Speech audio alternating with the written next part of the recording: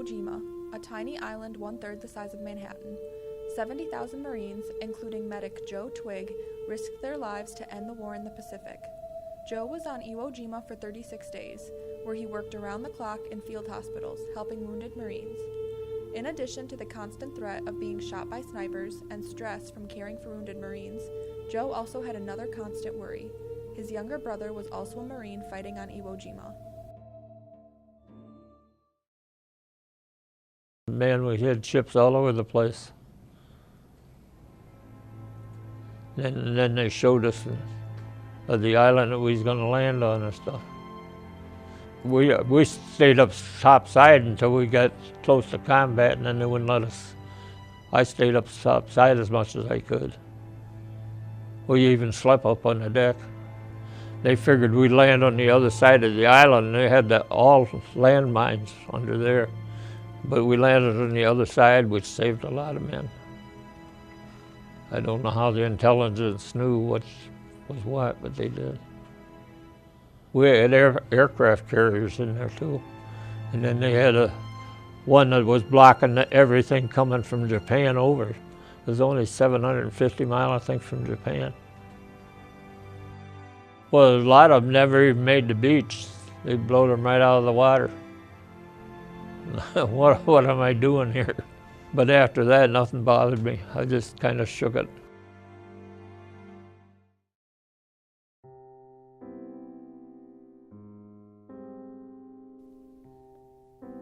Joe grew up in the small farm town of Aldine, Illinois. After losing a brother, a sister, and his father by 1943, Joe worked on a farm to support his mother. Only a few hundred people lived in Aldine, so it was a very close-knit community. Aldine, Illinois, nor any other city across America would be prepared for the war to come.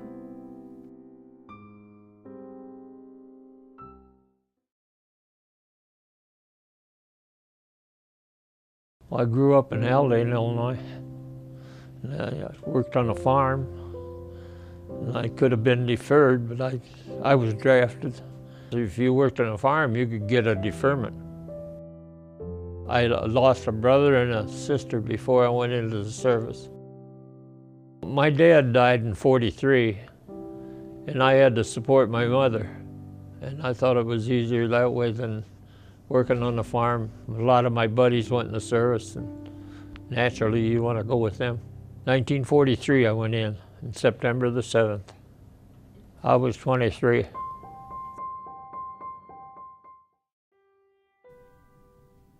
Joe was originally drafted into the Navy, but he was quickly transferred into the U.S. Marine Corps. The Marines were planning an amphibious invasion on the small Japanese island of Iwo Jima, so they were in desperate need of medics for the approaching battle. Since Joe was technically a medic in the Navy and Marines, he got training in both military branches. He received naval training in Farragut, Idaho, and went on to Camp Pendleton, the Marine Corps base in Oceanside, California. He also practiced medicine at the California Naval Hospital. All of this training could still not prepare Joe for what he would experience on Iwo Jima. While I was in boot camp, my buddy that I ran around with, he was killed in an automobile accident. I wanted to come home, but I couldn't come home because I was in boot camp. They wouldn't let us come home. That was pretty rough. And then come up in the Fleet Marine Force, drafted into the Marine Corps medics, because the Marine Corps don't have no medics. So I could wear either uniform. And then from San Diego, I went to Oceanside, California. And I went through training with the Marine Corps there in Camp 1, Camp Pendleton, Oceanside, California. So then I went from there, I went to California, San Diego, to the Naval Hospital. And I went through course school there, and I worked in the hospital. And took care of guys that was wounded off of Guadalcanal. I worked in the hospital for six weeks. I got used to a lot of it there, and I knew I was going to faint, and I told them, I said, goodbye. And I went out on the porch, and they had a porch there. I went out and got fresh air. Then I came right back in, and I was okay after I got fresh air, and I come right back in, and nothing bothered me after that. I know one guy, he had his arm broke, and he was supposed to go back to combat, and he broke his arm right off over a closet door in the hospital. He didn't want to go back to combat. We went over to the Hawaiian Islands, and then we went through training there. And we lived in Tent Camp 1 on Parker's Ranch over there in the Hawaiian Islands. And we went from there to Iwo Jima. Of course, we didn't know where we was going. So we landed on Iwo, and I was on there for 36 days. Even though Joe was a Marine Corps medic and not infantry, he still had to advance across the beach with all of the other combat Marines. The initial landings on Iwo Jima resulted in heavy losses. The first waves had to advance across the beach with no cover or support, and had to survive the Japanese snipers from Mount Suribachi. There was deathly silence as the first troops slowly inched up the beach, but once these Marines reached the first line of Japanese bunkers defended by machine guns, they took hostile fire. Of the 3,400 coming ashore, only 600 were standing when the initial battle ended. Joe managed to make it past the Japanese snipers and bunkers, and he began working on wounded Marines. Joe also witnessed the famous flag raising on top of Mount Suribachi. And our objective was 72 hours operation. We were supposed to cut Mount Suribachi off from the rest of the island. And we did that. It was 28th Marines, and we raised the flag. And I was right at the foot of Mount Suribachi when they raised that flag. Well, we all got together there and we cheered when the flag was raised. Everybody hollered and everything, and I was really happy that we did it. But it was really scary. We did our objective, and then we could write home and tell where we were. And I wrote home and told where we was and everything, and then I had to go up the other end of the island, and I thought, well, if I'd known that, I'd never wrote home. It was murder. They under crossfire any place on the island. It's pretty hard to take. A lot of young guys in there. And they had you under crossfire any place in the island. They had pillboxes, and then they'd let you come in, and then you couldn't get back out. And they'd have to get around and blow the pillboxes out. But they could go from one tunnel to another. You didn't see them. And then they had like barrels in the ground, and a guy can get in it. They had snipers in there. You know, you had to watch that. And you can't imagine of all the equipment that they had that they sent ashore and stuff. Ammunition, food, and everything. Mount Suribachi, they had a rail track there. They pull the mortars out and fire them, pull them back. You couldn't blow them out. The only time you could move on the island when the planes come in and strafe the Mount Suribachi. They fought to the last one. They wouldn't surrender. Well, they'd let you get into a pocket, and then they could snipers and get you, shoot you. You couldn't get back out. There's a lot of things went through your mind. I don't remember a lot of them. I tried to just wash it out of my mind.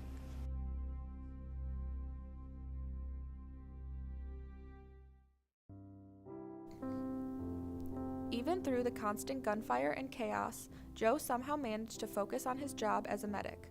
Joe and his fellow medics were responsible for setting up medical sites for wounded Marines. They then had to care for the wounded with the limited supplies available to them. No one ever expected so many casualties on Iwo Jima, so medical sites were extremely busy throughout the day and night. Joe worked on a range of patients, some with minor cuts or scrapes, while others had severe gunshot wounds or even missing limbs. Joe's compassion and kindness truly shined during this hectic experience. He even admitted that he would have cared for wounded Japanese soldiers if they had come to him. Well, there was constant fighting, yeah, but I was in an aid station, and I had to go back to the beach for supplies different times. They sent 4 or 5 guys ahead of me, and then they sent me back there alone. And I got back there and got supplies, and I got within 100 yards of where I was supposed to be with the stuff. And I just couldn't move it no more. I had to drop in with the Marines in a trench that they had, but I couldn't move with it. I was under fire. I got it back with an Amtrak. I got a ride with an Amtrak with ammunition. He took me to a certain place and he dropped me off, but I had to get on the other. The bullets was hitting on one side of the Amtrak when I got off. So it was pretty scary.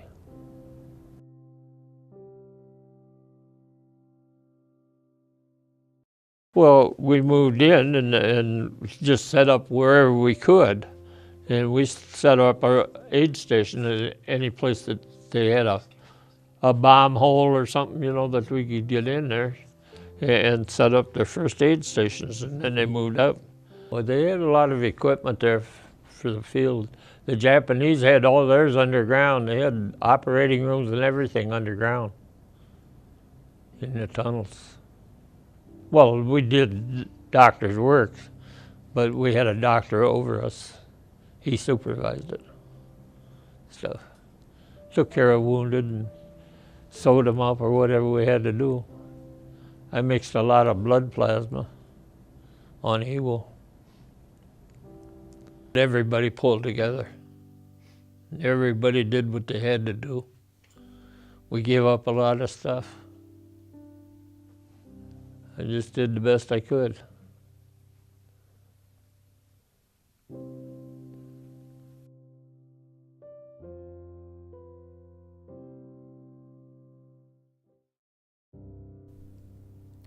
Iwo Jima was one of the fiercest and bloodiest battles of World War II. After 36 days of intense fighting, Japan surrendered the island. In total, there were over 26,000 American casualties, including over 6,800 dead. Every Marine on Iwo Jima lost a brother.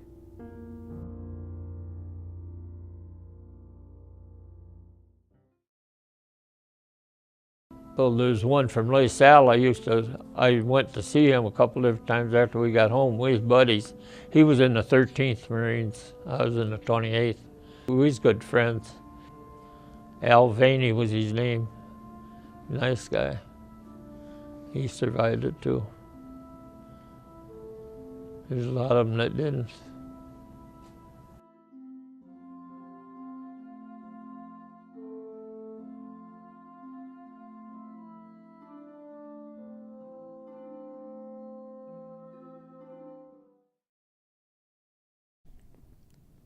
Even through the stress, loss, and fear, Joe had another constant worry.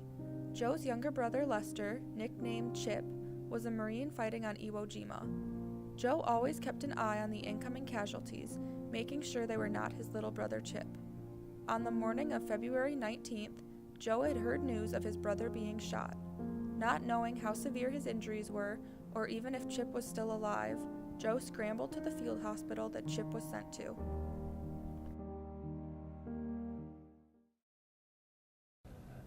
My brother went in after I did. He went in the Marine Corps. And he went through boot camp in San Diego, California, and I was at the Naval Hospital, and I went out there to see him different times when he was in boot camp there in San Diego. And I went to see my brother on the 19th of February 1945, and he was shot that morning. And the sniper got him, and he slipped and fell, or it killed him. If he wouldn't have slipped and fell, it killed him. And I went to the hospital, field hospital, to see him. He was glad to see me. And then I went back the next day. Well, he was gone. You can't find nothing out. So I went to a corpsman and I asked him, and he told me they took him out aboard ship and they took him back to Guam, and then they're going to fly him back to Hawaiian Islands. I got off of there. I was supposed to go to Okinawa, but we shot up so bad that we didn't have to go, so it sent us back to the Hawaiian Islands. And then he was on the big island. So I went over there and stayed at the hotel over there, and then I went to see him in the field hospital. And when I left the the hotel. I seen them coming in the way by, and I went on, and that's the last I seen him until we was headed for Japan. But he was in the 5th Pioneer Marines. He was the demolition.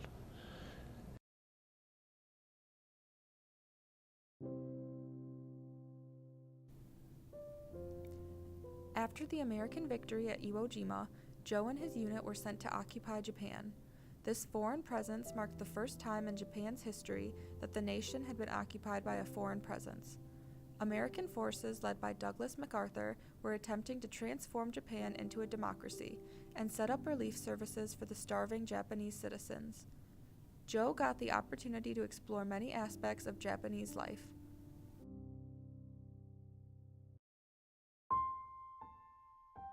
And then we was headed for Japan proper when they surrendered. We was halfway there. Then they dropped the atomic bomb, and we sure glad of that. That saved a lot of lives. Well, we heard right away as soon as it happened.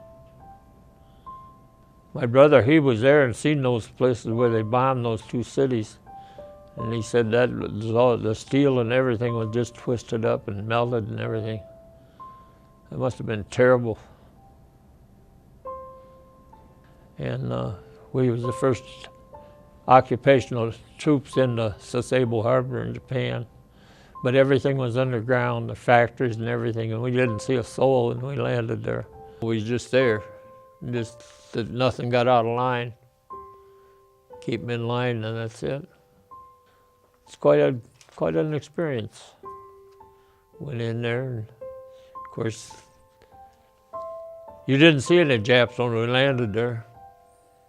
But then the next day, they was all out there looking for candy bars, and they liked their cigarettes and stuff. A lot of guys sold cigarettes black market. I never did that. Stayed away from that stuff. But there's a lot of them did. They got in trouble. They sawed off a piece of wood. They sell a carton of cigarettes, sawed a board, and they sold that to the Japanese, and then they got in a lot of trouble stirred up over that deal.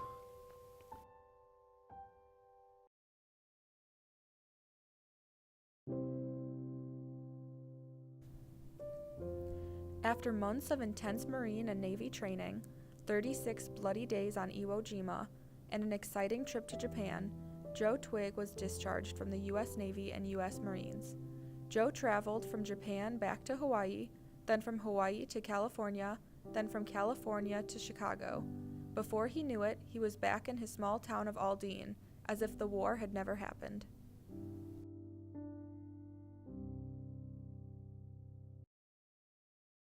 Came back to the Hawaiian Islands, and then they sent us home. And we was halfway in on New Year's Eve. Was halfway between the States and the Hawaiian Islands. They was running low on fuel, so they turned around and went back to the Hawaiian Islands for fuel, because they didn't want to let us get in the States on New Year's Eve.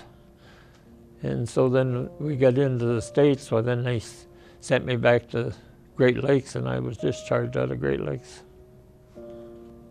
Well, I just wasn't upset exactly, but we got all kinds of rumors on there, the Jap submarine spotted, and all this, that, and the other thing, and there wasn't, but they're just rumors that went around trying to scare us, I guess, or something, I don't know. But we went over, and that was an old tub that we went over there on. We got 2 meals a day, and sandwiches is all we got to eat going over. Yeah, you wash your clothes with a scrub brush. They had a wash deck. You scrubbed your clothes. And your pants, you put them under your mattress and press them. That's the way you pressed your clothes. Sleep on them. That was good. And then I hitchhiked out of Chicago. I hitchhiked home. Got lost in Chicago. Quite an experience. It treated us pretty good. We didn't get no welcome home or nothing. I got a presidential unit citation. And then you got the occupational duty ribbon and Asiatic Pacific and a couple of other medals. Then I went to it's a little box. It's a wooden box, and it's got a medal in there that I went to a school over in Japan. Just went in to visit, and they gave me that they give that out for awards, like sports or something. And I got that. It's at home. I didn't bring that, but it's a nice little medal. And then I had it wrote on there the school. It's in Japanese, so I had them write it out in English so you know what it was. So I got that, and that's really nice. It's in a little box about yay high, and it just slips together. You know, it's got a lip around, and then it's all wrapped up in the cellophane. So I got that.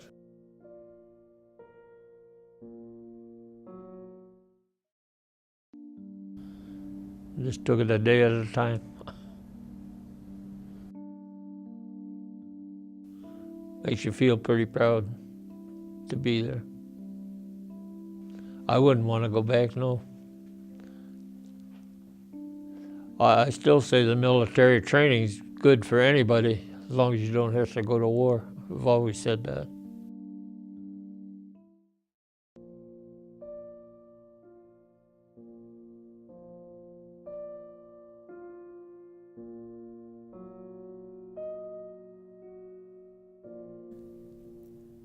Mr. Joe Twigg is one of America's true heroes. Without hesitation, Joe risked his life to protect his country. Joe speaks on his military actions very casually, but his bravery and compassion is unimaginable to many. Instead of signing up to kill his fellow humans, Joe signed up to save lives. Joe directly saved countless lives on Iwo Jima and in the Naval Hospital, yet he has never asked for a single thank you. Joe may thank his religion or even luck for keeping him safe on Iwo Jima, but his intelligence and kindness are what truly kept him alive. Joe will always be remembered for his bravery and selflessness, and his ability to risk his own life to save a stranger's.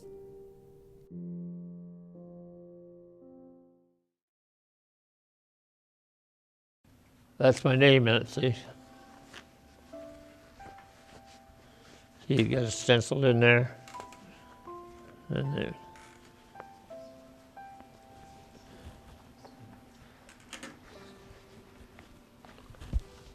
There you go.